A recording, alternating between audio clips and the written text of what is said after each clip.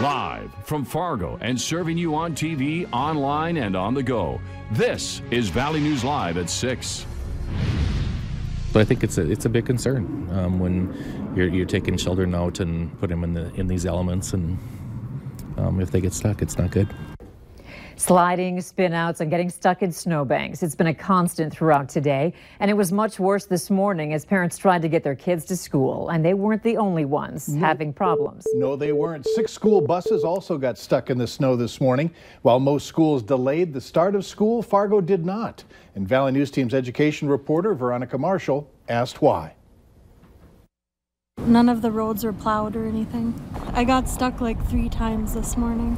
We tried to drop off kids in the morning in this mess. It was tough. We saw quite a few cars getting stuck with little kids in their cars. After the Fargo School District decided to open on time Monday morning, parents across the city were left with questions. How are kids supposed to get into the schools and their parents get them to school when the roads aren't plowed? Fargo's decision was also difficult for parents to accept because neighboring school districts either had delayed openings or were closed for the day. But school leaders and transportation experts say they did what was best for Fargo. Moorhead and West Fargo both have much more rural routes. We really only have 3. We have to count the fact that sometimes city routes do get plowed a little bit faster and our roads are a little bit more clear. But that quick cleanup didn't happen everywhere. The roads on the big roads were clear, some of the side roads weren't. We had 5 small buses get stuck this morning and 1 large bus in Fargo, mostly in parking lots for the small buses where they're getting into apartment parking lots where they hadn't been cleared. One of those buses was heading to Centennial Elementary School's early childhood special education program. Those children on the bus, whose ages range from 3 to 5 years old, were stuck on it for more than an hour. Now, school leaders say they'll use this experience to improve future plans. One of the things that we learned today is what our expectation of whether the roads, all roads, main and side roads would be plowed or not. I think that's something that we'll revisit and consider more in the future as well. Because there's one thing no one questions. Students need to be safe. We learn from every experience, and safety is going to be our biggest priority. I'd rather they close it for students. It's a lot safer for them. In Fargo, Veronica Marshall, Valley News Live. Another issue that impacted morning drop-off. Fargo Public Schools say its snow removal contractor didn't finish clearing all of the parking lots before school started. The district's grounds crew stepped in and helped finish the job. It's a storm city workers have been tracking and preparing for since last Friday, salting roads and pushing back drifts to make it easier on drivers. So even though many in the valley say they had tough times on their commutes this morning, city workers say it doesn't mean they dropped the ball. Fargo, West Fargo, and Moorhead all say that they operate the same, hitting emergency routes and main roads first before they head to residential streets.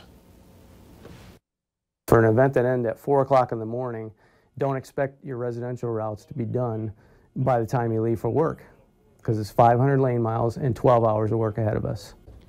Valley News Team's crime and safety reporter Bailey Hurley joins us live now in South Fargo. Bailey, what do the roads look like at this hour?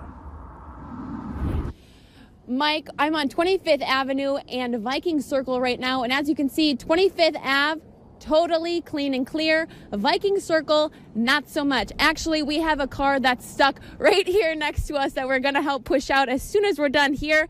These are the roads that people have been seeing all day, and city crews say they're working as hard as they can to get those roads clear for you, but they have a lot on their plate, and they have another storm on the way. Reporting live in South Fargo, Bailey Hurley, Valley News Live. Thanks, Bailey. You can get the latest road conditions and much more by downloading the Valley News Live weather app. The snow has stopped, at least for tonight, but it's the wind that continues to provide a sting for anyone who is outside. Hutch, any chance that's going to let up this evening?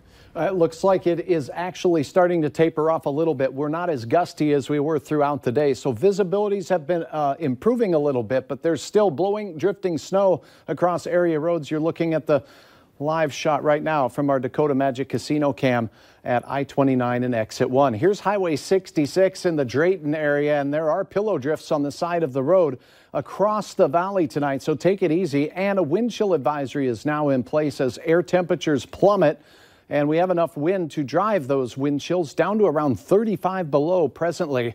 Here's your planner for this evening. Temperatures slip sliding away into the teens below, With a 10 to 20 mile per hour north wind throughout the night, it's going to be very cold for your evening plans.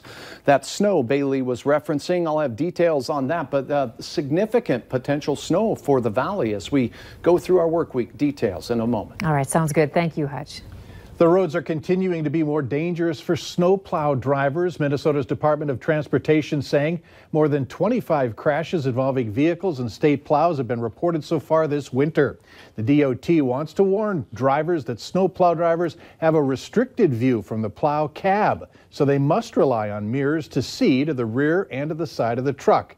Other things to keep in mind for safe driving around plows often travel over the center lines or partially into traffic. Stay back at least 10 car lengths behind the plow and don't drive into the snow cloud.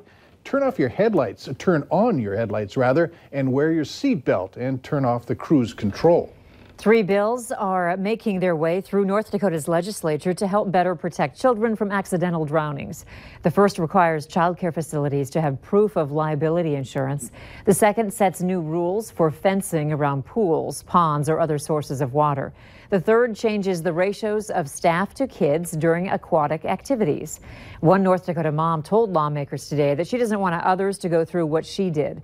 Her child drowned in a pool while at daycare. She says the facility where her daughter was had insurance, but it lapsed a few days before the accident and she was unaware. With the possibility of another government shutdown late next week, tax experts are saying you might want to get your tax return filed by this week. They're already seeing confusion among tax filers, even with the new 1040. It is now postcard sized, but what you need to be aware of is that there are 6 schedules that you'll need to complete and file that return. There are no more personal exemptions, but the standard deduction is much more generous, doubling the single and married taxpayers. That's why they say it just might be the time to seek professional tax preparation help. Now, the IRS expects 90% of all returns to be filed electronically this year, which naturally speeds up processing time, provided another shutdown doesn't cause another slowdown. For the second time, the courts have canceled the sentencing for a 43-year-old Minnesota man because of the weather. 43-year-old Chad Laguerre was scheduled to be sentenced today for assaulting Father Robert Wapensky. Laguerre originally pleaded not guilty to 3 felony charges before changing to a plea on an attempted murder charge in November. 2 lesser charges were dropped. Laguerre remains in custody in Rugby, North Dakota. The Great Plains Food Bank received a major gift today. Hornbacher's handing over a check for nearly $53,000 to help needy people in our community. The money was raised in December during Hornbacher's Feed Hope campaign. Our community in the Fargo-Moorhead area gives back more than any place in the country that I can think of. No matter what need there is in this community, our community is just willing to step up and help somebody in need. That money will pay for nearly 159,000 meals across North Dakota and western Minnesota.